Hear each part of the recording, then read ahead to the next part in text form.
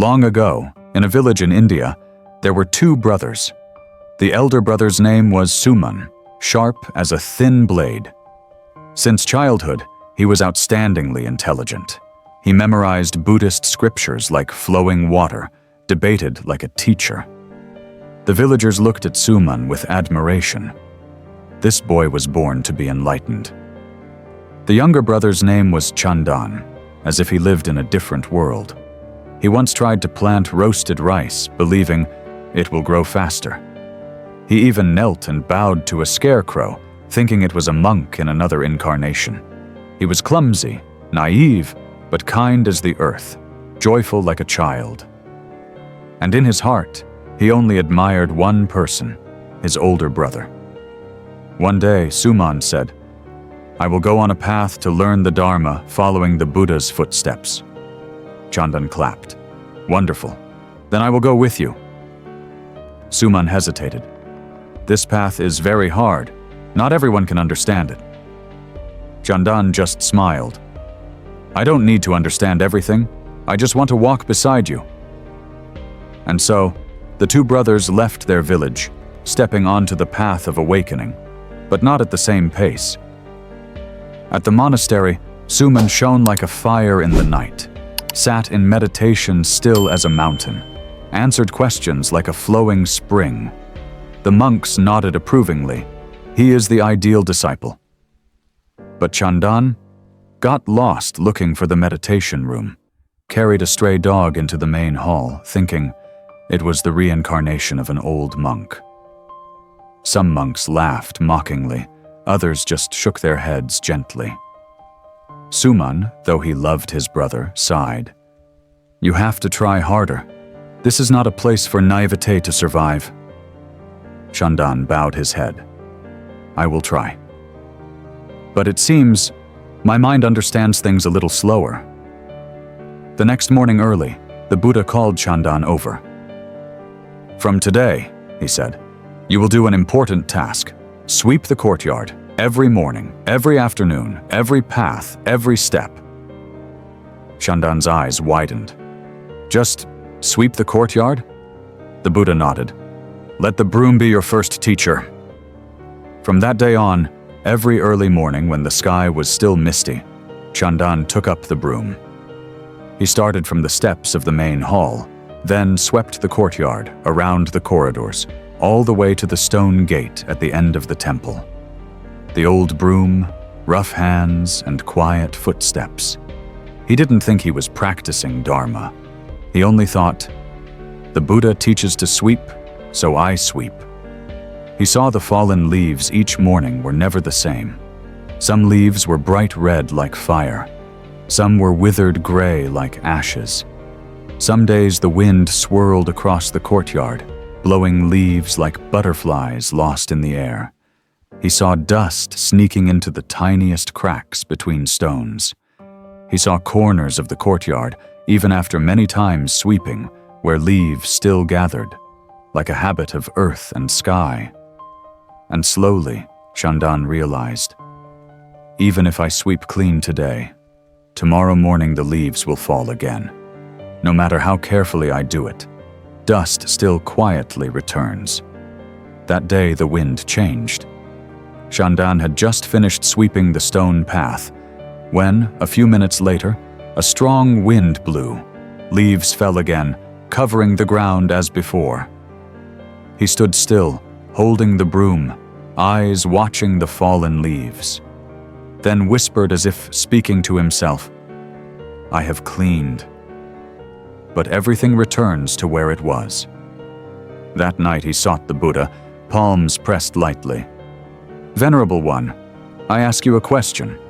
I sweep the courtyard every day, yet every day it gets dirty again. So, what is the meaning of this work?" The Buddha smiled. "Any tree that has leaves, the leaves will fall. Any wind that blows, dust will return. No one can keep the earth forever clean. But the one who knows how to clean daily is the one who does not let dust invade the heart." He understood. The courtyard is life. The leaves are afflictions. The wind is circumstances. and the broom is awakening. From that day on, Chandan no longer thought he was doing a trivial task. Every time he held the broom, he felt as if he was holding the hand that sweeps away attachments in the heart. Not to keep the courtyard clean forever, but to keep the heart from being abandoned. Because life's dust will never end.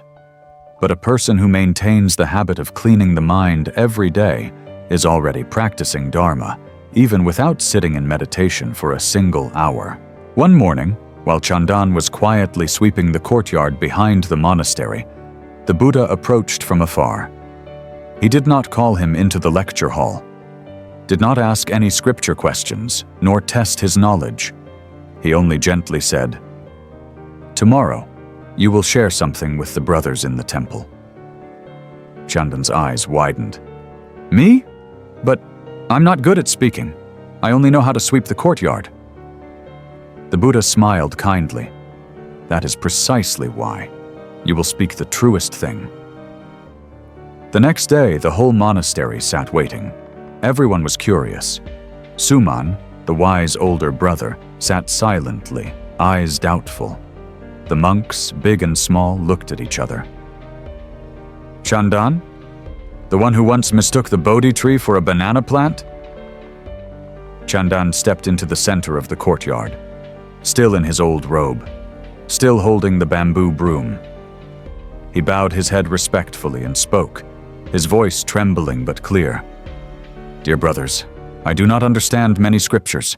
I do not remember any teaching clearly, but I was taught to sweep the courtyard. At first I thought it was just a manual task. But gradually, I realized, no matter how much I sweep, the leaves still fall again the next morning. No matter how clean the courtyard is today, dust returns tomorrow. And then, I understood. That is also my mind. There are days when I feel light and peaceful. But the next morning, sadness, anger, anxiety return like the fallen leaves. Even though I have seen the Dharma clearly, my mind still gets dirty again." Chandan paused. Many held their breath. Then he continued. "And I realized, practice is not to keep the mind clean forever, but to learn to be the person who sweeps every day, to sweep without complaint, to sweep without expecting the courtyard to stay clean forever. Because mindfulness is not holding on, but clearing away."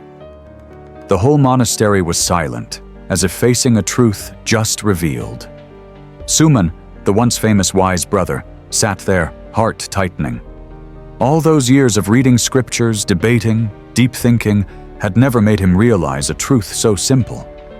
He saw himself in that broom, but had never held it. After the sharing, Chandan returned to sweep the courtyard as usual. No one crowned him the enlightened one.